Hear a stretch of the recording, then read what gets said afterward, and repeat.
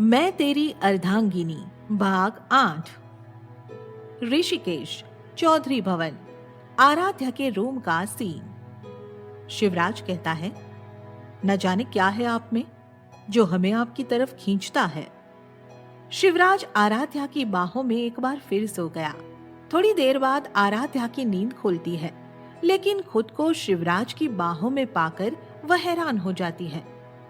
आराध्या अपने मन में कहती है, ये यहाँ क्या कर रहे हैं?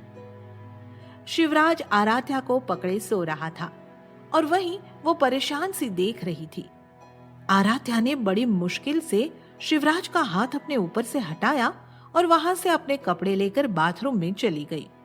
आराध्या के जाने के बाद शिवराज की आंखें खुल गई और वो मुंह बनाए बाथरूम के दरवाजे को देख रहा। शिवराज सोचता है, बताओ भला उदयपुर के राजा श्री शिवराज ने राठौर को अक्कड़ दिखाकर चली गई। इतने भी किस बात की अक्कड़ कि इनके मुंह से कोई बोल ही ना फूटे। शिवराज भी कमरे से बाहर चला जाता है। उसके जाने के थोड़ी देर बाद आराध्या नहाकर बाथरूम से बाहर आती है। उसने सफेद रंग का पटियाला सूट पहना हुआ है। उसके साथ गुलाबी रंग का राजस्थानी दुपट्टा लिया हुआ था। उसके बालों से पानी टपक रहा था जो उसके गालों और गले पर चिपका हुआ था। सादगी में भी आराध्या बहुत खूबसूरत लग रही थी। आराध्या आईने के सामने खड़े होकर अपने सूट की डोर बांधने की कोशिश कर रही थी, लेकिन उससे हो नहीं पा रहा था। शिवराज वापस आराध्या के कमरे में आता है। दरअसल शिवराज अपना फोन आराध्या के कमरे में ही भूल गया था। वही लेने के लिए दोबारा कमरे में आता है, लेकिन आराध्या को देखकर उसके कदम ठिठक जाते हैं। सूट की फिटिंग थोड़ी टाइट थी, जिससे आराध्या की बॉडी शेप समझ में आ रही थी। आराध्या की खूबसूरती देखकर शिवराज मंत्रमुग्ध सा उसे देखता ही रह गया। उसकी खूबसूरती के जादू में शिवराज के कदम अपने आप ही आराध्या की तरफ बढ़ने लगे। आईने में से आराध्या की नजर शिवराज पर पड़ जाती है और वह एक झटके से पीछे घूम जाती है। उसकी पीठ शीशे पर लग जाती है। शिवराज को उसकी पीठ शीशे में से साफ दिखाई दे रही थी। शिवराज आराध्या के सामने आकर खड़ा हो जाता है। आराध्या थोड़ी गुस्से से कहती है, आप यहाँ क्या कर रहे हैं? शिवराज बिना कुछ कहे आराध्या का हाथ पकड़ता है और उसे खुद की तरफ खींच लेता है और उसे आईने की तरफ घुमा देता है। शिवराज आराध्या के बालों को एक तरफ करता है और उसके सूट की तीनों डोरियों को बांध देता है। यह सब करते वक्त शिवराज की उंगलियां आराध्या की पीठ को छू रही थी, जिससे दोनों की ही धड़कनें बढ़ गई थी। शिवराज आराध्या के कंधों पर हाथ रखे हुए उसे आईने में से देख रहा था। आराध्या को शिवराज की हरकत पर बहुत गुस्सा आता है और वह एक झटके से पीछे घूमती है। शिवराज आराध्या की तरफ थोड़ा झुका हुआ था। आराध्या के ऐसे घूमने से दोनों के ही होंठ आपस में टकरा जाते हैं। इस स्पर्श के महसूस होते ही आराध्या अपने कदम पीछे लेने लगती है, लेकिन पीछे पड़ी चेयर से आराध्या टकरा जाती है और गिरने को होती है, लेकिन शिवराज उसे कमर से पकड़कर अपने करीब खींच लेता है और शिवराज आराध्या को तो संभाल लेता है, लेकिन खुद को संभाल नहीं पाता और आराध्या को लिए हुए ही जमीन पर गिर जाता है। किसी के आने की आहट पाकर आराध्या जल्दी से शिवराज के ऊपर से उठती है। शिवराज भी अपने कपड़े साफ करते हुए उठ जाता है और अपना फोन लेकर कमरे से बाहर चला जाता है। आराध्या अपने सीने पर हाथ रखे हुए अपनी बढ़ी हुई धड़कनों को संभालने की कोशिश कर रही थी। आराध्या सोचती है, ये हमें क्या हो गया है? इनके पास आते ही हमारी धड़कन बढ़ती क्यों है? ऐसा कभी तो पहले नहीं हुआ। जब हम सुनील के साथ थे, ऐसा लगता है जैसे ये शिवराज जनरेटर मशीन हो। जब भी सामने होते हैं हमारी धड़कनें बढ़ जाती हैं। शिवराज के रूम का सीन। शिवराज आईने के सामने खड़ा था। उसकी आंखों के आगे बार बार वही मंजर आ रहा था जब उसके और आराध्या के होंठ आपस में टकराए थे। एक बार फिर शिवराज की धड़कनें बढ़ गई। शिवराज सोचता है, ये हमें क्या हो गया है? क्यों उनके पास आते ही हमारी धड़कनें बढ़ गई? क्यों हम उनको इस तरह से देख रहे थे? क्यों उनका करीब होना हमें सुकून पहुंचा रहा है? क्यों सोच रहे हैं हम उनके बारे में? आफत है ये लड़की। जब से मिली है तब से दिलो दिमाग में सिर्फ यही छाई हुई है। हम चाहकर भी इनके बारे में सोचना छोड़ नहीं पा रहे हैं। जब देखो तब दिमाग में इन्हीं के ख्याल आ रहे हैं।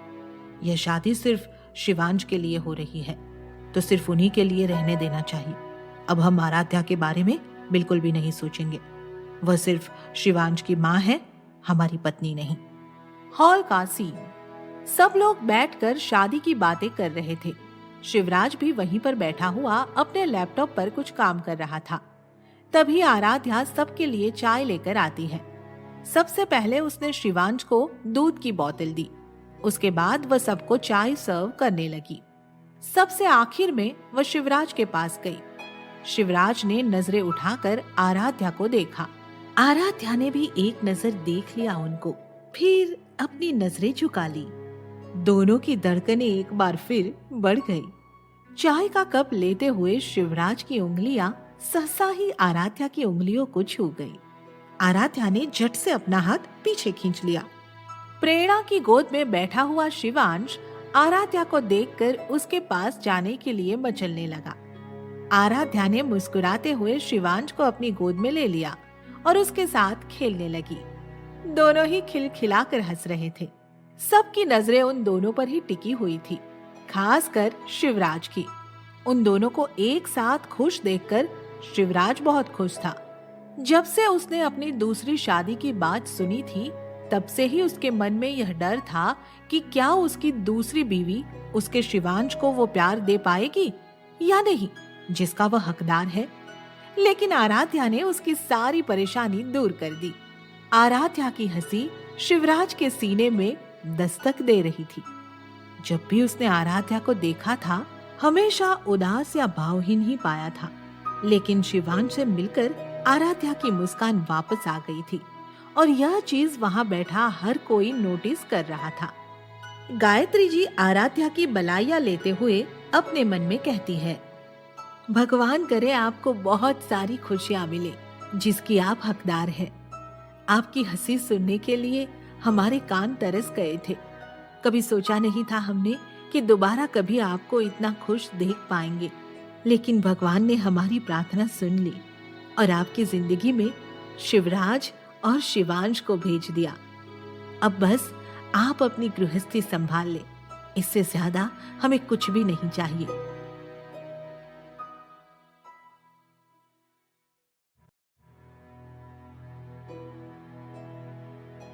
मैं तेरी अर्धांगिनी, भाग 9। बदलते एहसास। ऋषिकेश, चौधरी भवन। शाम का वक्त था और सब चाय का लुफ्त उठाते हुए शादी की बातें कर रहे थे।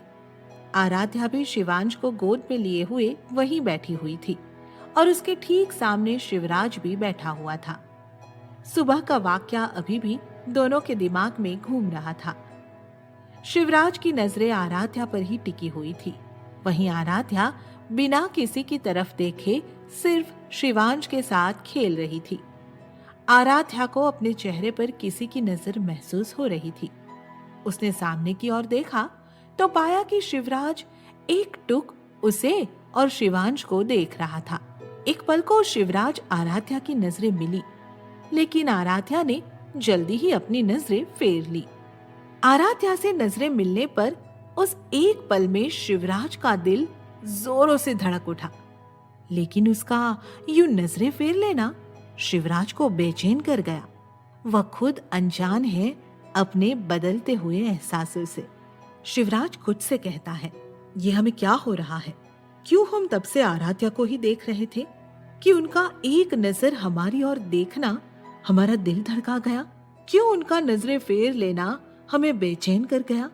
क्यों उनके पास होने से हमें सुकून मिलता है, वह सुकून जो हम निशा में तलाशते थे?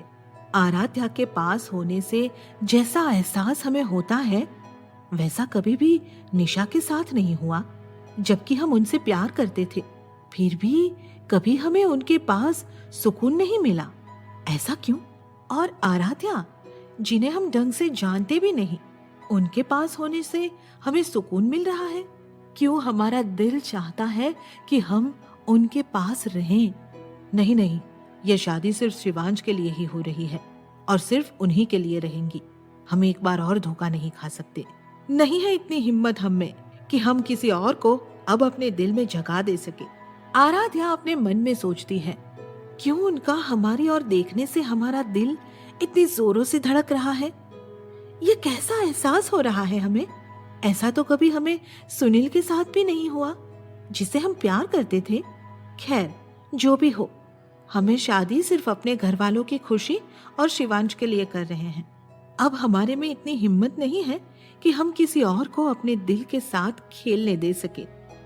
आराध्या अपना सिर झटक कर वापस से शिवांश में लग जाती है। शिवांश कभी उसकी उंगलियों से खेलता तो कभी कानों में पहने उसके झुमके से। कभी शिवांश आराध्या के बालों से खेलने लगता। आराध्या ध्यान से उसकी हर गतिविधि देख रही थी। उसके चेहरे पर एक सौम्य मुस्कान थी। तभी शिवांश कहता है, मम्मा, मम्मा, मम्मा। आज एक बार फिर शिवांश ने अपनी टूटी फूटी आवाज में मम्मा कहा। उस दिन अपने बेटे को पहली बार बोलते हुए शिवराज नहीं देख पाया था, लेकिन आज शिवराज ने अपने बेटे के मुंह से पहला शब्द सुना था। यह पल हर माँ बाप के लिए बहुत अनमोल होता है, जब उसका बच्चा पहली बार कुछ कहे। सब लोगों का ध्यान अब आराध्या और शिवांश पर चला गया था। शिवांश के मुंह से अपने लिए माँ शब्द सुनकर आराध्या की खुशी का कोई ठिकाना नहीं था। उसने शिवांश को अपने सीने से लगा लिया था। शिवराज भी उठकर आराध्या के पास आकर बैठ गया। आराध्या शिवांश को खुद से थोड़ा दूर करके कहती है, एक बार और मम्मा कहो ना बेटू, एक बार और कह दो प्लीज। शिवांश आराध्या को ऐसे देख रहा था जैसे उसे आराध्या की कही हुई बातें समझ आ रही थी। शिवांश फिर बोल पड़ता है, मम्मा, मम्मा। आराध्या ने एक बार फिर शिवांश को अपने सीने से लगा लिया और उसके गालों को चूम लिया। शिवांश खिलखिलाकर हंस पड़ा। शिवराज कहता है, शिवांश बेटा, एक बार पापा भी बोल दो प्लीज, बस एक बार पापा बोल दो शिवांश। शिवांश शिवराज को देखने लगा। थोड़ी देर बाद शिवराज को देखने के बाद शिवांश आराध्या के दुपट्टे में खुद को छुपा लेता है। यह देखकर आराध्या के साथ सबकी हंसी छूट जाती है। शिवराज घूर के एक नजर सबको देखता है और एक बार फिर शिवांश से कहता है, शिवांश बच्चा, एक बार पापा कह दो प्लीज। अभी आपने मम्मा कहा ना, वैसे एक बार बस पापा कह दो। शिवांश दुपट्टे की ओट से बाहर निकलता है और शिवराज को देखकर बुरा सा मुंह बनाता है और उसे जीभ दिखाकर फिर से आराध्या के दुपट्टे में छुप जाता है। शिवराज का चेहरा देखने लायक हो गया था। आराध्या की तो हंसी ही नहीं रुक रही थी उसे देखकर। वहीं शिवांश भी आराध्या को हंसता हुआ देखकर खिलखिला रहा था। शिवराज अपने मन में सोचता है, यह क्या किया महादेव, माँ अलग अकड़ दिखाती है और बेटा अलग, और इन दोनों के बीच में हम पिस जाएंगे। थोड़ी बहुत हंसी मजाक करने के बाद सब वापस से अपने काम में लग जाते हैं। शिवराज भी अपने ऑफिस का काम देखने लगता है और आराध्या भी शिवांश को सुलाकर अपने ऑफिस का काम देख रही थी। क्योंकि आराध्या और शिवराज ने एक डील फाइनल की थी, तो अब दोनों को एक साथ काम करना था। आराध्या के रूम का सीन। शिवांश को नींद आ रही थी, इसलिए आराध्या ने उसे सुला दिया और उसके पास बैठकर ही अपने ऑफिस का काम करने लगी। तभी शिवराज उसके कमरे में आता है। आराध्या शिवराज को देखकर खड़ी हो जाती है और पलंग पर रखे हुए अपने दुपट्टे को उठाकर ओढ़ लेती है। आराध्या कहती है, आप यहाँ कुछ काम था क्या? शिवराज कहता है, हमें डील को लेकर आपसे कुछ डिस्कशन करनी थी। आराध्या कहती है, जी कहिए, आपको क्या बात करनी थी? शिवराज और आराध्या अपने डील के बारे में बात कर रहे थे। दोनों काफी सीरियस लग रहे थे। अचानक से आराध्या के दिमाग में शिवांश का शिवराज को चिढ़ाना याद आ जाता है और आराध्या जोर से हंस पड़ती है।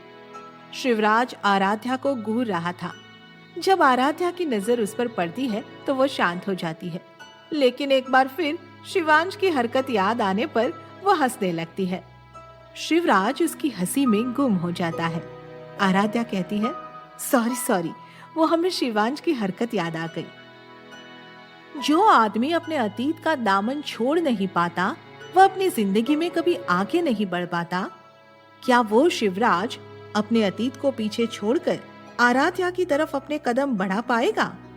क्या आराध्या अपना बीता हुआ कल भूलकर शिवराज के साथ नई यादें बना